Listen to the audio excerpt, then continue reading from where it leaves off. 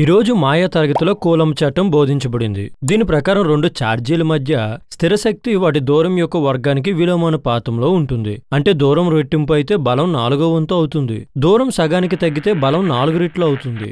ఎంత చదివినా నాకిది అసలు అర్థం కావటం లేదు.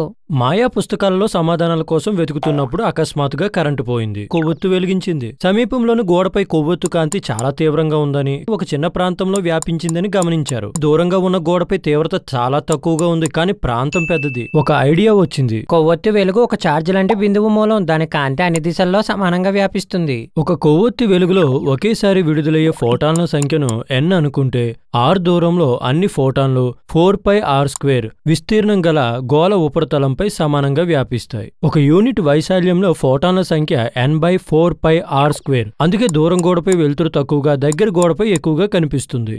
ఛార్జీల దగ్గర కూడా ఇలాగేనా? సరిగ్గా. ఫోటాన్లు కొవ్వొత్తులాగా ఛార్జ్ నుండి బయటికి రావు, కానీ దాని ప్రభావం గోళం రూపంలో కూడా వ్యాపిస్తుంది. యూనిట్ వైశాల్యంపై పడే ప్రభావాన్ని విద్యుత్ క్షేత్రం అంటారు. మరియు ఈ విద్యుత్ క్షేత్రం ఇతర ఛార్జీలతో కలిసినప్పుడు శక్తి ఉత్పత్తి అవుతుంది. ఇప్పుడే నాకు r² కి విలోమానుపాతం అంటే ఏమిటో అర్థమైంది.